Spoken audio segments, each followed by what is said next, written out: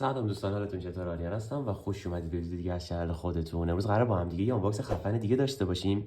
یه روبیک 3 درصدی که جدیداً به بازار عرضه شده، آرستریم ورژن 5، نسخه بالکور و یووی کوتدش هستش که یووی هم هست. و یه تشکر هم الان بکنم از سام بابت این روبیک. آیدی تلگرام شو توی دیسکریپشن میذارم، اگه روبیک خواستید میتونید بهش پیام بدید و ازش تهیه کنید. خب بریم سراغ آنباکس این روبیک جذاب. این روبیک رو من دیدم لوک گرت داره استفاده میکنه به عنوان روبیک مینش. خیلی به عنوان روبیک یه دست استفاده میکنن، ولی دیدم لوک داره استفاده میکنه. جالب شد برام، چون هم دوستش دارم، هم که دیدم قبل از من اونم وایسریم کار میکرد و منم سمت وایسریم رفتم، گفتم حتما اینم روبیک خوبیه دیگه. بریم سراغ روبیک. این جعبشه، جعبه جذابی هم داره. بازش کنیم، جعبش هم خراب نکنیم تا اونجا که بشه. ببینیم چطور باز میشه. این جعبه سفته. خب باز شد. این چیه توش؟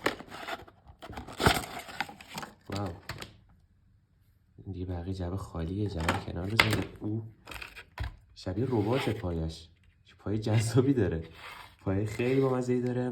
دیگه اکسسوری باکس نداره، یه دونه پیچ گوشتی توشه فقط. فکر کنم این شاید 10مین پیچ گوشتی که من دارم. و این چیه؟ توضیحات این باکس جذابشه.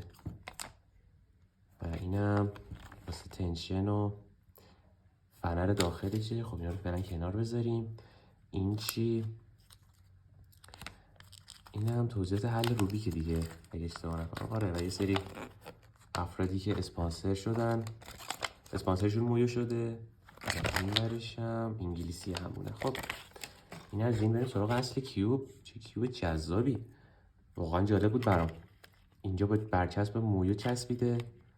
این برچسب رو فکر کنم باید بکنم. او 2 تا برچسبه. اینو باید برداریم. دستاشم تکون میخوام. من از باکسش فعلا از خود روبیک بیشتر حال کردم. چه باکس بامزه‌ای داره، پشمام. خیلی باکس قشنگی داره. بریم ببینیم میتونیم برچسب رو باز کنیم.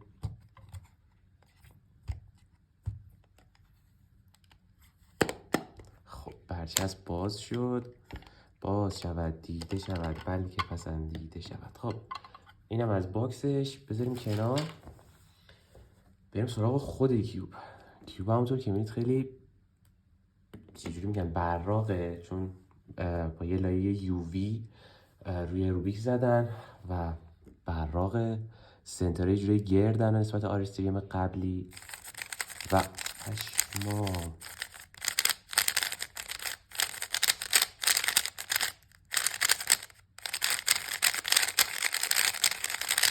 خیلی عالی از نظر چرخش حرکات، بی‌نظیره.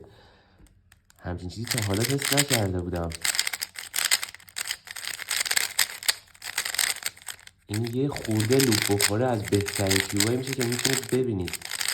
واو، واقعا جذابه. بذارید مکانیزم داخلش هم ببینیم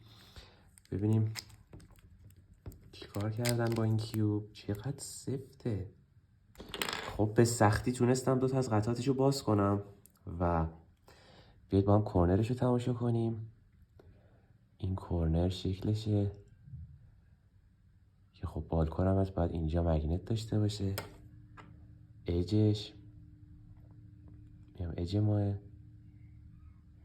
داخل مکعب رنگ آبی روشنه و بالکور هم از اون توپ داخلش یه ذره کوچیک‌تره به نسبت وایسریم. حالا نمیدونم معلومه از اینجا یا نه. ببینم زوم گوشی رو. خب نه معلوم نیست خیلی. اون بالکور داخلش هم یه خورده کوچیک‌تره و یه مقداری بهش لوپ میزنم و برمیگردیم با چند تا حل ببینیم که این روبیک چطور میشه. خب بریم سراغ چند تا حل با این روبیک. و به نظرم روبیکیه که ارزش خریدن رو واقعا داره. یعنی از تنها 3 درصدیه که من اینو به جرئت میتونم بگم. و اینا میتونم به جرئت بگم توی حل کردن جلوی دوربین، فقط دوربین رو نگاه کنی خیلی سخته.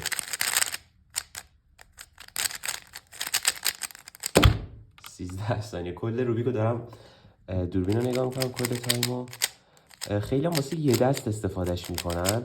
نمیدونم چرا الان خارج از جعبه یه خورده شله، باید تنظیم پیچش رو انجام بدم. الان فقط یه ذره دی ان ام 2 قطره بهش زدم، کامل بهش لوپ بزنم، کامل تنظیمش کنم ببینم چطور میشه. این روبیک واقعا روبیک جذابی بود، فکرش نمی‌کردم همچین چیزی رو مویو بزنه به این قیمت.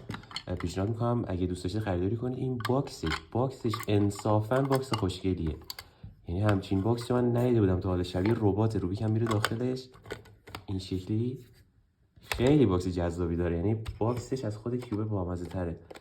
با اینش چسبید بهش، من درست کنم و واقعا کیوب جذابی بود. یه حل دیگه بریم این دفعه تلاش کنم حالا شما اینو ببخشید یه روبیک از کادر خارج شد، تلاش میکنم در روبیک رو نگاه کنم تا گوشی از داخل گوشی بخوام حل کنم، ببینیم این چطور میشه.